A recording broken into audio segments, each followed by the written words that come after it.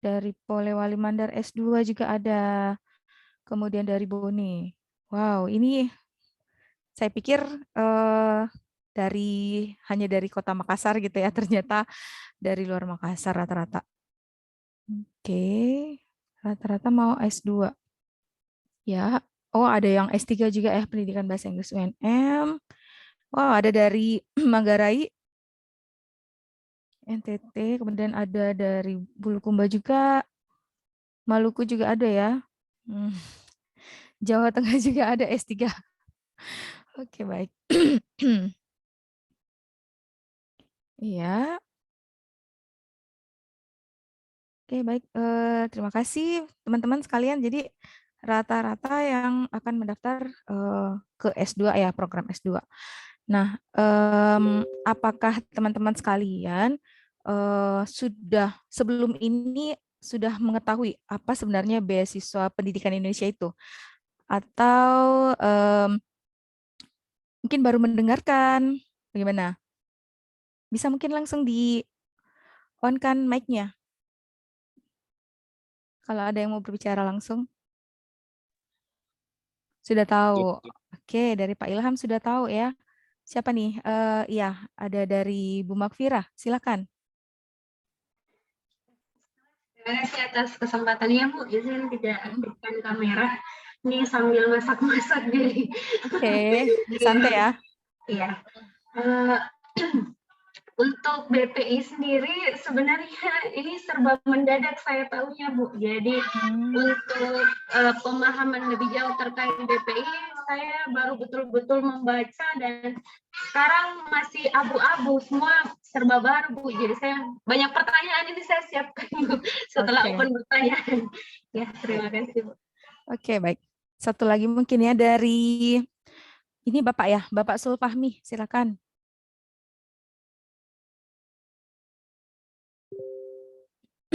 Mana Bapak Sulfahmi diaktifkan mic-nya? Ya, silakan.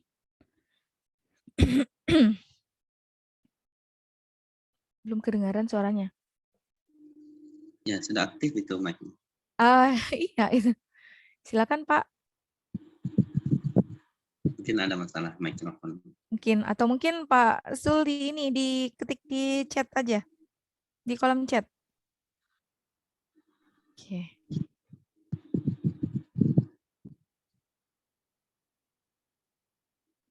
Nah, sambil menunggu ya. Jadi kalau saya melihat antara tahun lalu kami dengan di tahun ini itu lumayan banyak perbedaannya gitu ya. Kalau kami kemarin itu mulai dari proses seleksinya aja kami hanya seleksi berkas. Kemudian yang kita harus upload di website apa akun pendaftaran itu kita hanya mengupload berkas saja. Jadi tidak ada semacam esai yang harus kita ketik di website. Tidak ada ya. Jadi hanya mengupload berkas. Oh, saya mau ini sudah ada. Saya mau daftar. Apakah harus ada juara tingkat provinsi? Oh, oke. Ini langsung bertanya ya gitu ya. Oke, baik. Kita simpan dulu ya Pak Sul ya. Kita bahas dulu sedikit. Izinkan saya untuk share screen hanya untuk kenalan saja sebentar. Oh, nggak bisa ya? Minta tolong hostnya. Bisa mungkin saya dijadikan co-host gitu, jadi saya bisa share screen. Ya, silakan. Oke, makasih. Mana itu?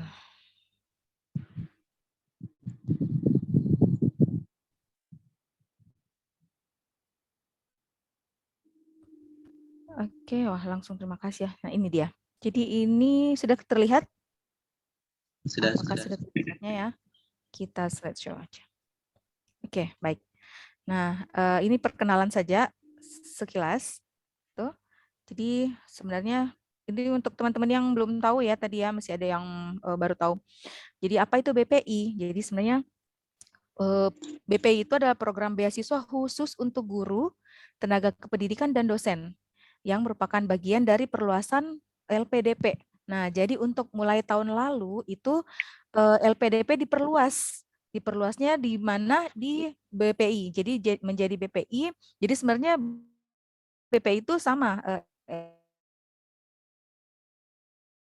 oleh Pak Menteri kita dalam rangka mendukung program Merdeka Belajar.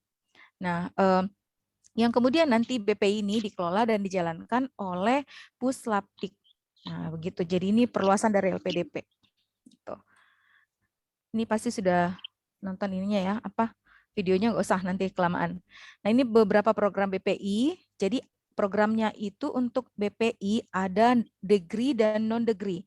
Kalau misalnya LPDP hanya degree gitu. Jadi untuk non degree-nya ada micro credential. Mudah-mudahan sudah pernah dengar. Nah, untuk degree-nya sendiri BPI itu ada di dalam negeri dan ada di luar negeri. Ya, mulai dari tingkat S1, S2 dan S3. Jadi ini ada di buku panduan. Saya ambilnya di buku panduan. Nah, apa sih hal penting dalam memperoleh beasiswa? Yang pertama, perencanaan kita harus matang. Kalau tadi Ibu Makfirah baru dengar, terus baru-baru belum terlalu paham begitu. Nah, berarti bisa jadi perencanaannya belum matang gitu ya. Kemudian yang kedua, kita harus rajin mencari informasi. Nah, mencari informasi itu kita mengikuti beberapa akun sosmed, kemudian kita rajin membaca, kemudian bertanya gitu ya. Nah, setelah itu kita mencermati syarat dan dokumennya apa saja yang harus kita penuhi. Nah, setelah itu baru kita melakukan aksi, karena walaupun perencanaan kita bagus, kalau tidak ada aksinya juga tidak akan jadi. Tuh. Sekilas saja. Ini persyaratan yang BPI yang diminta oleh BPI. Jadi ada LOA, unconditional, jadi harus unconditional, dan LOA itu wajib ada gitu. Nah, kemudian ada sertifikat bahasa Inggris. Kalau tahun lalu saya S3 itu untuk guru ya. Kalau dosen tidak wajib katanya. Dapat info dari teman, untuk dosen tidak wajib. Tapi untuk guru kemarin untuk S3 itu wajib 530 minimal. Nah, perbedaannya dengan tahun ini jadi mengikuti skor dari universitas yang dituju. Nah, itu suatu keringanan. Itu suatu keringanan sangat, karena kemarin itu yang kami kesulitan ya mencapai skor 530 itu. Oke. Kemudian ada surat izin pimpinan, ini juga tantangan karena tidak langsung kita diberi izin. Pasti ditanya-tanya ya, siapa yang gantikan kalau meninggalkan tugas. Begitu. Ini berat juga. Kemudian ada esai. Kalau kami tahun lalu itu hanya satu, yaitu komitmen kontribusi. Tidak ada selain itu. Kalau yang tahun ini lumayan banyak ya, cukup banyak gitu. Nah, kemudian rencana studi dan proposal penelitian. Untuk rencana studi itu untuk S2 dan proposal penelitian untuk S3 gitu. Tapi kemarin saya yang jalur guru itu tidak diminta, BPI tidak minta proposal penelitian karena sudah diminta dari pihak UPI sebelum waktu kami mendaftar seleksi masuk UPI. Itu sudah diminta, jadi tidak diminta lagi. Gitu. Nah, syaratnya apa saja? Kita harus terdaftar di Dapodik. Jadi kemudian sudah mengajar paling sedikit 2 tahun berturut-turut. Nah, ini berlaku bagi PNS maupun yang non-PNS. Nah, kalau bagi PNS menyertakan SK, kalau bagi non-PNS SK pegawai tetap. Gitu. Kemudian menandatangani surat pernyataan kesanggupan melaksanakan studi hingga selesai. Nah, setelah itu ada kita sudah diterima, tentunya sudah. Jadi persyaratan mutlak dari BPI ini kita harus sudah diterima pada salah satu perguruan tinggi dalam negeri dengan akreditasi program studinya minimal B. Begitu. Ini wajib. Nah, itulah tadi buktinya waktu bahwa kita sudah diterima adalah LOE tadi, ya. Nah, kemudian untuk seleksi tahun lalu, saya sudah sampaikan tadi bahwa kami hanya ada seleksi berkas. Jadi betul-betul yang diseleksi adalah berkas, kemudian komitmen kontribusi kami. Nah, kalau tahun ini ada 3 rencananya ya, seleksi berkas, seleksi substansi, dan wawancara. Ini hanya tambahan saja komponen-komponen pendanaan. Jadi nanti misalnya teman-teman sudah lolos beasiswanya, nanti teman-teman akan mendapatkan beberapa pendanaan. Ini dalam negeri ini ya. Ini ada beberapa, jadi ada dana utama, pendukung, dan biaya pendukung lainnya. Gitu. Oke. Kok ini macet ya? Ini untuk di luar negeri.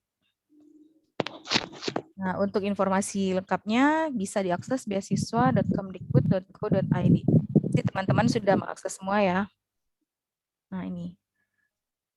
Ya, jadi jangan pernah menyerah ketika kita masih mampu berusaha lagi dan lagi dan lagi. Jadi memang untuk mengejar para pejuang beasiswa itu nggak boleh mudah berputus asa karena memang kita bersaing dengan begitu banyak orang seluruh Indonesia gitu. Kalau kita bersantai-santai, kita tidak tahu usaha orang sudah berkali-kali di luar sana dan kita masih santai-santai begitu ya. Jadi kita juga mesti berusaha keras untuk bersaing mendapatkan. Nah, kemudian tidak ada kata berakhir sampai kamu berhenti mencoba. Jadi jangan pernah menyerah untuk mencoba. Oke, terima kasih. Itu pengenalan singkat saja untuk BPI. Nah, mungkin bisa ditambahkan dari Bapak siapa tadi? Pak Ewa ya. Nah, itu cuma pengenalan singkat mengenai BPI dari saya. Silakan Pak Wea mungkin bisa menambahkan untuk S2-nya khususnya ya, karena teman-teman kita malam ini banyak yang S2. Oke, silakan Pak. Terima kasih. Ya, terima kasih Ibu. Mungkin kita langsung dulu ya ke Pak. Iya, ke moderator dulu Nanti ya. setelah ini kita sesi diskusi tanya jawab. Ya, Mungkin betul. nanti Ibu ada yang lebih banyak berkas ya, Iya, teknis, pengumuman dan sebagainya.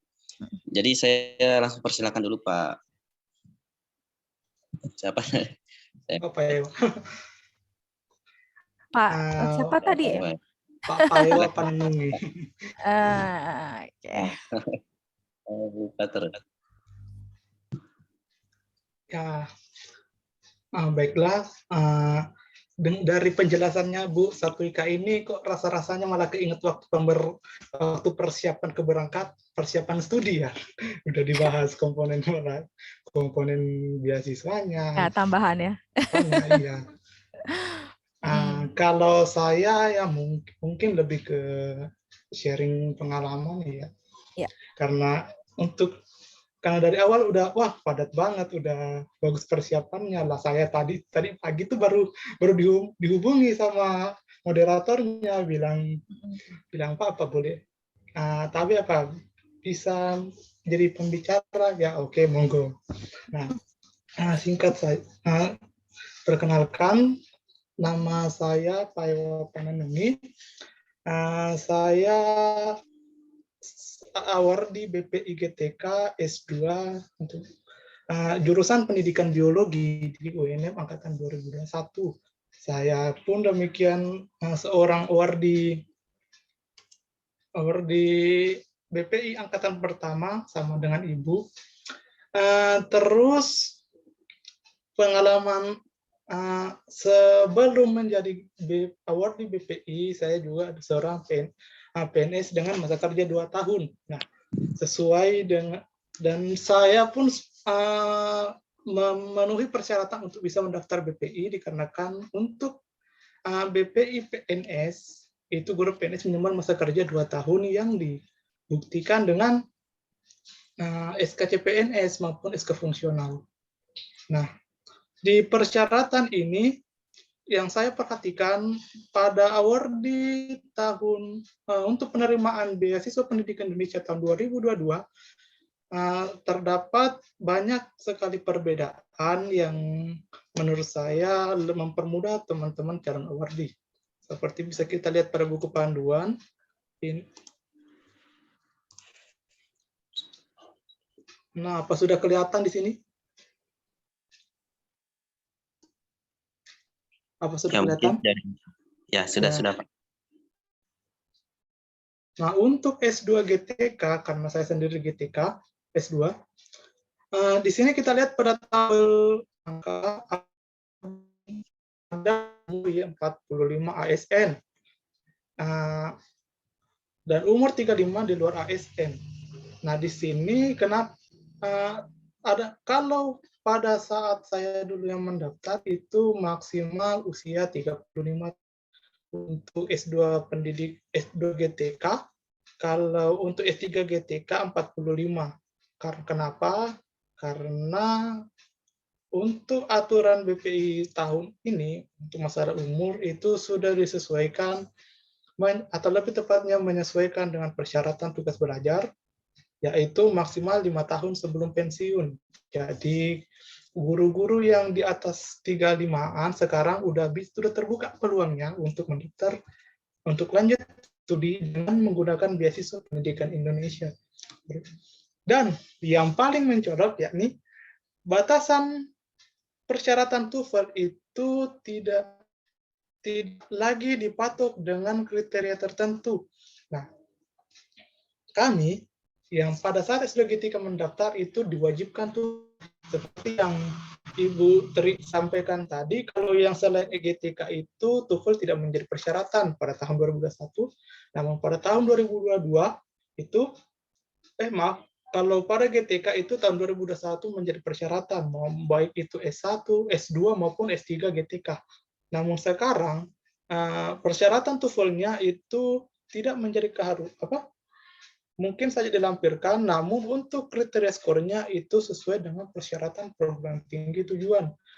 Misalnya UNM mematok standar 500, maka persyaratan TOEFL yang harus dipenuhi untuk S2 GTK atau pendidik dan tenaga pendidikan untuk tahun ini yaitu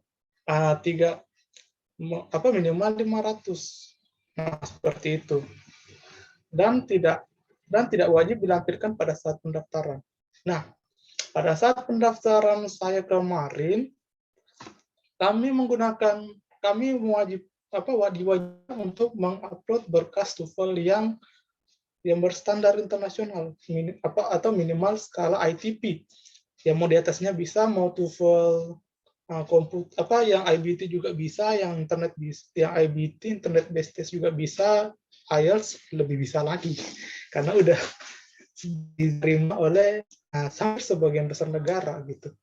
Nah, pengalaman teman-teman GTK yang sebelum mendaftar, yang masih calon-calon GTK tahun 2021 itu ada yang bahkan tidak memenuhi syarat berkas dikarenakan sertifikat TOEFL yang digunakan itu sertifikat TOEFL yang bersifat prediction atau prediksi yang mungkin dikeluarkan oleh bimbel pada umumnya ya, yang misalnya yang TOEFL try out misalnya yang seperti itu. Nah, itu nggak diakui. Nah, itu yang dari S2. Yang paling mencolok atau perbedaan persyaratan S2 GTK pada angkatan saya dan untuk angkatan ini. Terus untuk sih 100% online gitu ya, dengan memasukkan berkas, mengunggah scan berkas dan administrasi lainnya, dan juga untuk melengkapi berkas-berkas ini sangat disarankan dengan menggunakan surat-surat yang resmi dari lembaga-lembaga resmi, misalnya kalau yang dari PNS, mungkin dari kepala dinas ya. Nah, untuk persyaratan tahun ini izin dari atasan langsung kalau dalam angkatan ini untuk PNS itu minimal dari kepala dinas, baik itu S2 GTK maupun S3 GTK. Sedangkan pada tahun kemarin itu angkatan saya masih mendapat keringanan untuk diterbitkan surat izin mengikuti LPDP, surat izin dari LPDP dari kepala dinas, namun rekomendasi atasan itu tetap berasal dari kepala sekolah. Sedangkan untuk tahun ini kalau saya lihat sudah dapat rekomendasi dari kepala sekolah selaku atasan langsung. Itu begitu untuk masalah izin dan juga rekomendasi. Nah, terus untuk rekomendasi perguruan tinggi asal, kalau kalau dari pengalaman saya itu, saya meminta kepada salah satu dosen saya yang merupakan seorang profesor. Dan kebetulan pada saat saya meminta rekomendasi dari perguruan tinggi asal, dosen yang saya minta rekomendasinya itu kebetulan juga pembimbing satu saya waktu skripsi, jadi beliau mengetahui bagaimana track record saya waktu S1 mulai dari pertama masuk sampai bagaimana keseharian saya di kelasnya, pengalaman selama kampus, dan apapun itu yang dipantau langsung oleh beliau. Oleh karenanya, itu semakin memperkuat rekomendasi saya. Selain dengan TOEFL yang bisa melampaui syarat BPI, dan terus masalah esai, ya, esai juga ini kadang-kadang menjadi hal yang sangat krusial ya dalam pendaftaran beasiswa. Kalau saran saya mungkin dalam penulisan esai kami yang esai nantinya yang tentang komitmen dan kontribusi komitmen dan kontribusi di instansi asal itu, dalam penulisan esainya sangat saya anjurkan untuk membuat agar terdapat kesinambungan antara pengalaman kerja,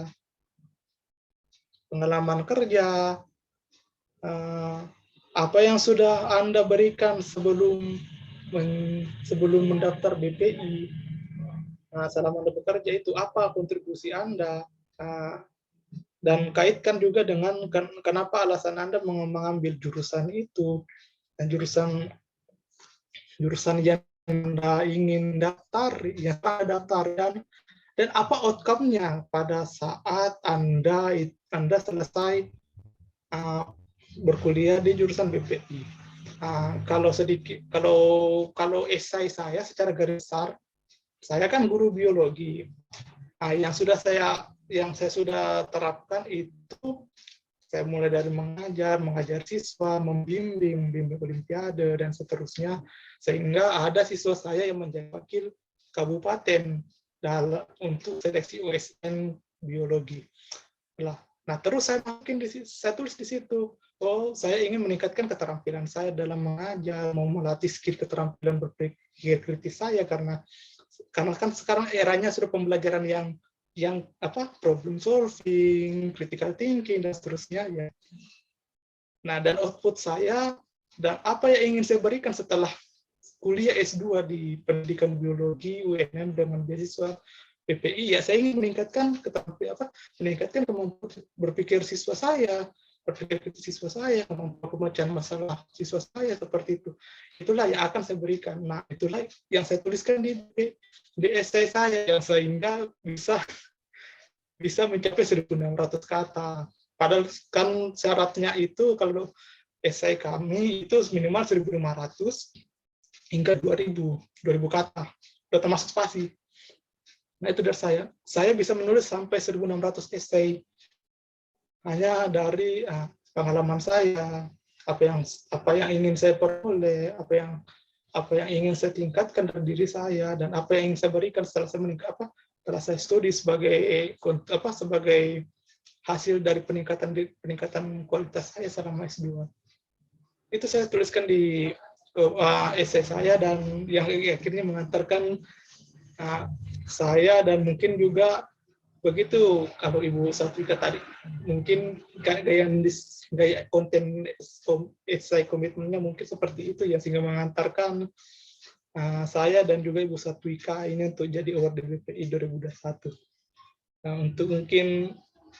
untuk materi saya mungkin agak sedikit ya, karena tadi tiba-tiba mendadak gitu, jadi belum sempat buat esai.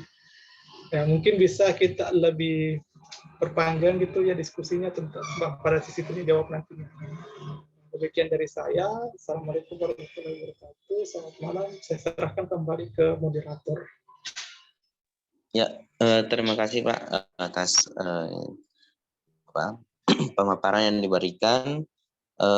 Di kesempatan kali ini kami mempersilahkan rekan-rekan yang ingin bertanya langsung ataupun ingin mengetik di kolom komentar.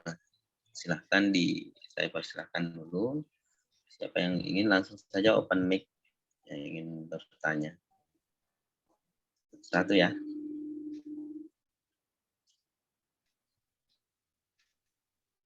Oh, ya. Ibu Anna Majid ya, mungkin bisa dibagi kontaknya Pak Paewa. Kebetulan tahun ini saya mendaftar pendidikan biologi.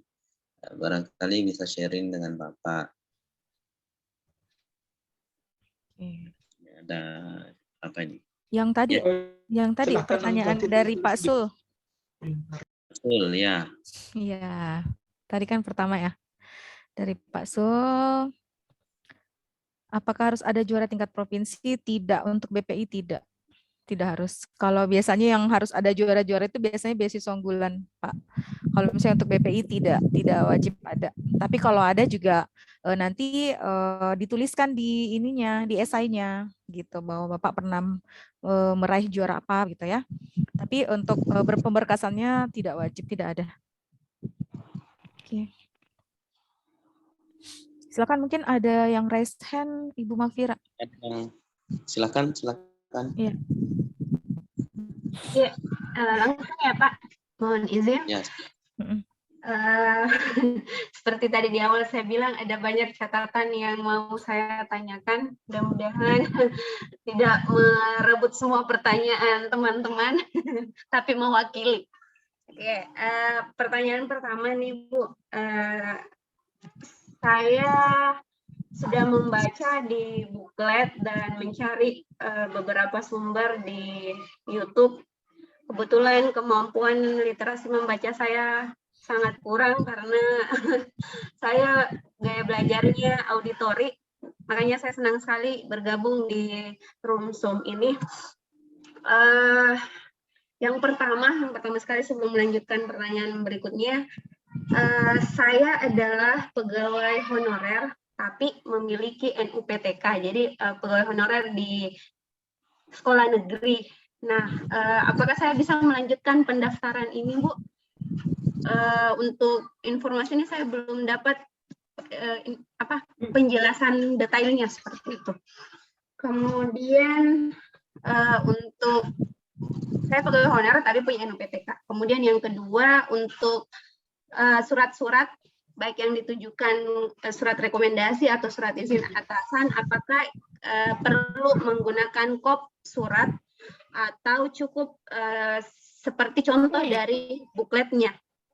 Lalu mempertegas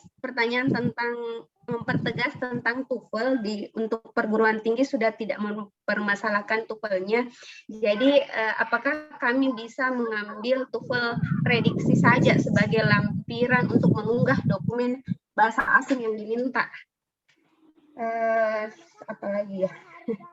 Ya, satu lagi terakhir, ini mungkin permasalahan besar bagi rata-rata kami, bahwa batas akhir pembayaran uang kuliah itu tanggal 29 Juli, khususnya di UNM itu sendiri, sementara kami masih melakukan pengurusan pendaftaran BPI ini, Bu. Jadi langkah apa yang kami ambil untuk masalah ini? Terima kasih, semoga pertanyaannya jelas. Oke. Baik. Banyak sekali tadi ya pertanyaannya. Kalau yang surat dari pimpinan, ya sebaiknya pakai kop surat karena kan itu dari pimpinannya instansi.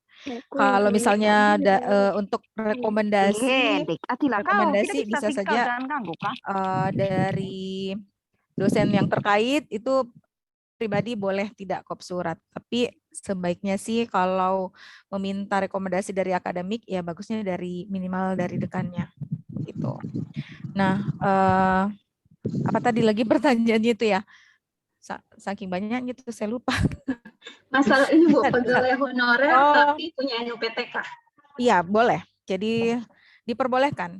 Bahkan yang salah satu keuntungan dari yang honorer, yang non PNS itu mereka nanti kalau lulus akan dapat tunjangan kesehatan. Tapi kalau PNS kan tidak ya, karena sudah ada BPJS-nya. Nah, untuk non PNS benar, Bu. boleh mengklaim biaya kesehatannya per tahun, seperti itu. Jadi Tapi semua SK ditanggung. Ya, SK yang diunggah, Bu, SK kepala sekolah berarti. sudah jelas SK pegawai tetap. Tadi kan ada di persyaratannya.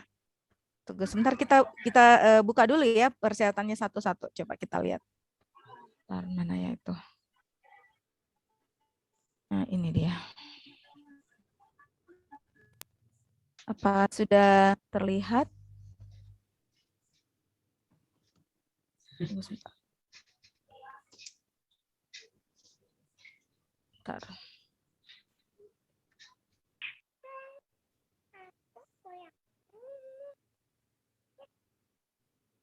Sudah terlihat ya persyaratannya? Sudah, Bu, sudah. Sudah. Oke, kita lihat di sini. Persyaratannya. Jadi memang harus kita perhatikan dengan baik apa saja persyaratannya. Kalau tadi ada pertanyaan juga di kolom chat, apakah bisa tidak bisa berarti ya kalau tidak pernah mengajar. Nah, pertanyaan saya jadi bertanya balik yang Ibu Nur tadi ya, apakah Ibu Nur ini seorang guru? Begitu sampai kok bisa tidak pernah mengajar gitu ya. Kalau misalnya pernah mengajar tapi belum sampai 2 tahun berarti tidak memenuhi syarat. Begitu. Kalau misalnya bukan guru, misalnya bukan guru tapi mau mendaftar beasiswa berarti mungkin di ini ya, di apa namanya? Di jalur reguler LPDP ada juga untuk PNS gitu. Dan mana tadi itu?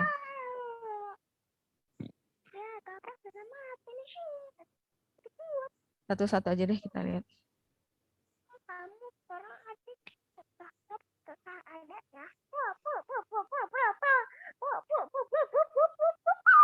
Ya, saya coba buka dulu ya.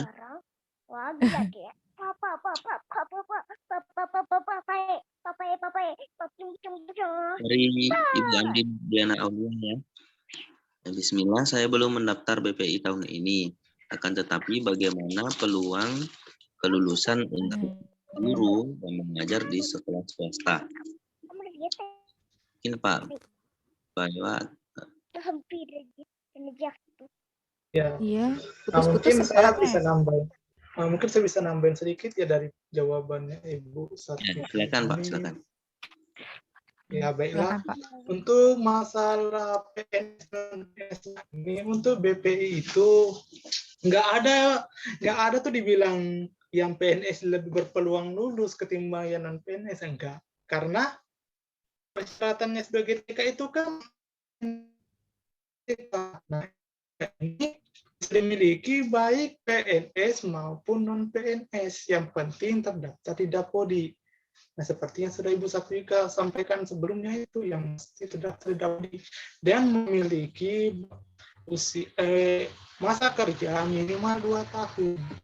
Nah, tidak ada tuh untuk sebagai info saja, untuk penerima beasiswa S2 GTK di UNM itu angkatan 2021 itu ada 8 orang. Nah, dengan pembagian yang PNS itu cuma 3 orang. 5 orang itu ada yang honorer, 1 itu ada honorer di sekolah SMA Metro yang di Makassar, terus ada satu yang honorer di Pindrang. Maaf, bukan 3 ya, ada 4 yang PNS. Ada saya sendiri yang dari Mamuju Tengah, Sulawesi Barat. Teman satu juga ada di Poliwali Mandar di Sulawesi Barat juga. 1 orang bahasa Inggris di Sulawesi Tengah, Petikung, dengan 1 yang di Maros. Nah, yang kembali ke untuk masalah persentase keberhasilan, itu nggak ada hubungan sama sekali. Saya tekankan sekali lagi, nggak ada hubungan antara korelasi positif ya antara PNS nggak PNS-nya dengan status terangkatnya PNS non PNS maupun diterima ke jalur diterimanya ke beasiswa pendidikan Indonesia. Karena kembali lagi yang menentukan itu adalah seberapa gigih kita mencari informasi, seberapa gigih kita mempersiapkan berkas-berkas, dan seberapa gigihnya juga kita untuk tersebut, dalam hal ini mempersiapkan diri untuk menulis esai, mempersiapkan diri untuk wawancara, tes TOEFL, untuk muni. Nah, dari kita sendiri dan ada sedikit pun campur tangan dari status PNS kita. Untuk itu ada 4 orang PNS dan 4 orang non PNS. Namun secara nasional mungkin lebih banyak lagi, bisa jadi sebanding antara yang PNS maupun yang non PNS. Itu pengalaman saya. Dan mungkin untuk saya juga baca di sini ada pertanyaan. Saya belum mendaftar BPI tahun ini akan tetapi bagaimana peluang kelulusan untuk guru yang mengajar di sekolah swasta? Nah, tidak ada juga peluang, tidak pernah ada peluang mengenai sekolah negeri itu lebih besar peluangnya maupun sekolah swasta lebih besar peluangnya karena itu dilihat terutama dari kontribusi kita. Ingat, BPI maupun LPDP itu sama-sama punya visi untuk mencetak unggul. Bagaimana SDM unggul ini bisa bisa terlihat dari kontribusi kita di institusi asal, mau itu sekolah negeri maupun sekolah swasta. Ya, tidak semua sekolah swasta itu bagus dan tidak semua sekolah swasta itu jelek. Begitu juga negeri, nggak semua bisa. Semua bagus, nggak semua jelek. Nah, disitulah di sekolah, di instansi kita itu mau negeri mau swasta itu kita, apabila kita merupakan SDM unggul, ya buktikan kalau kita unggul, begitu, buktikan bahwa BPI pantas menerima kita, gitu. Makanya penutupnya tadi Bu Satvika mengatakan tetap berusaha, jangan menyerah. Ya karena ingin mencari SDM unggul untuk dijadikan lebih unggul lagi gitu. Jadi jangan pernah berkecil hati apabila jangan pernah berkecil hati seorang swasta misalnya atas tidak mungkin buka besar dengan pendidik untuk kualitasnya salah satunya dengan program beasiswa BPI ini. Makanya pada saat angkatan 2021 kemarin yang Merdeka Belajar itu, saya lupa seberapa, itu diluncurkan program perluasan beasiswa LPDP. Awalnya BPI ini kan bagiannya LPDP S2 GTK, sekarang menjadi beasiswa pendidikan Indonesia. Karena membuka kesempatan untuk semua sumber daya pendidikan di bidang pendidikan untuk meningkatkan dikatakan hanya untuk sekolah itu, hanya untuk PNS dan PNS. Itu dari saya. Mungkin Bu Satvika mau menambahkan. Iya, baik, kita balik ke pertanyaan mengenai persyaratan. Jadi ini saya sudah share buku panduannya ya. Ini sudah jelas. Di sini untuk PNS menyertakan SK, dan untuk non-PNS SK pegawai tetap. Nah, biasanya ini SK pegawai tetap dari yayasan. Jadi biasanya dari yayasan, tapi kalau memang hanya ada dari kepala sekolah, berarti ya itu saja yang digunakan. Nah, kemudian ini tetap harus wajib sudah diterima di perguruan tinggi tujuan. Nah, untuk masalah tanggal tadi, nah ini sama dengan kasus yang kemarin. Sebenarnya kan ini ditutup pendaftaran beasiswa ini tanggal 30 Juni sebenarnya.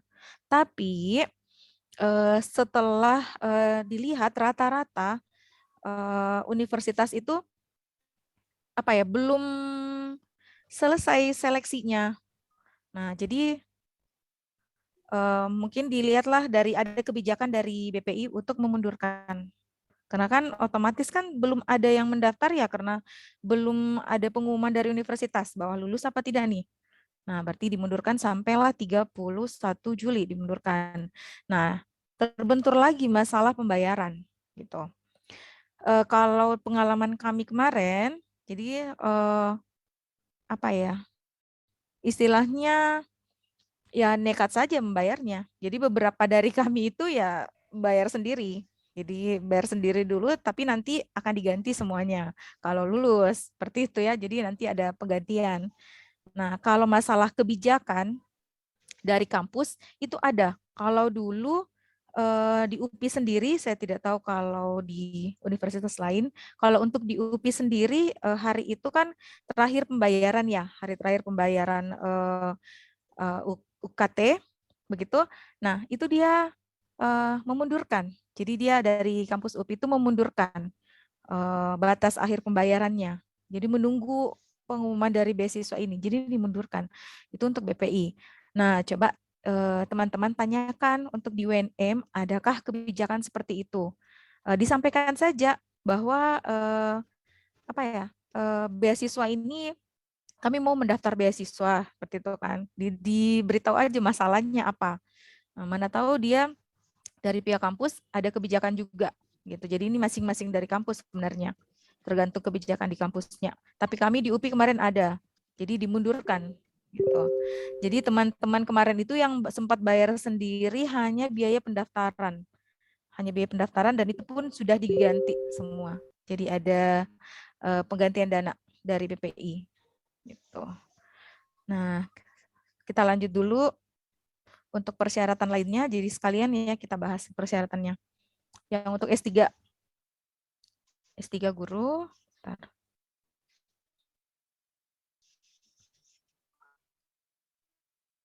Nah, ini dia. Jadi sama. Jadi kurang lebih sama tadi. Sudah diterima di perguruan tinggi tujuan. Kemudian terdaftar di Dapodik. Sudah mengajar sedikitnya 2 tahun berturut-turut. Ada surat rekomendasi dari atasan. Kalau ini berarti dari kepala sekolah. Ya, sama. Nah, setelah itu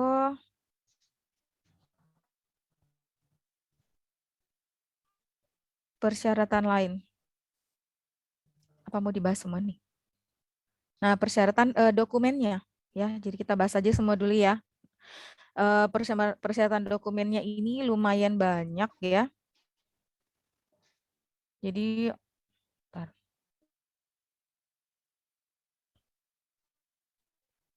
Nah, dokumennya itu ada ya, mana itu kemarin saya nyari yang udah deh.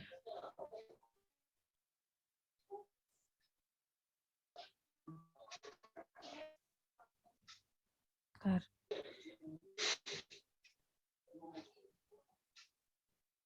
Pendaftaran prosedur ini. Jadi ada saya cari yang ada S2, S3 mana ya atau bukan ini ininya. Kok enggak ada? Kemarin saya lihat ada.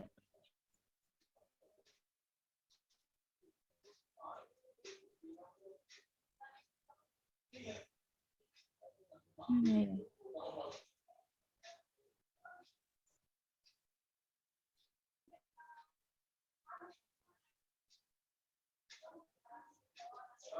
Ada di sini.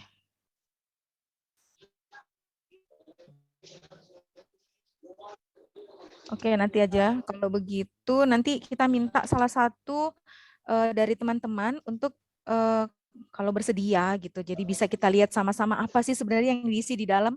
Karena kalau saya kan saya sudah tidak bisa membuka akun itu kan. Jadi berbeda juga gitu. Jadi kalau saya sih maunya biar kita paham gitu. Jadi ada salah seorang dari teman-teman yang bersedia untuk kita di-share, coba dilihat apa saja yang diisi, nanti kita sama-sama diskusi begitu bagusnya. Karena di sini tidak ada. Oke. Nggak ada ya? Mungkin masih ada yang mau tanya. Mungkin permisi dulu admin, saya mau tambahkan sedikit yang masalah pembayaran itu. Nah,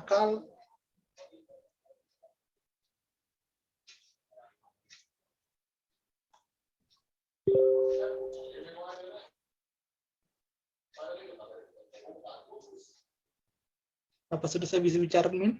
Boleh, boleh. Silakan, Pak.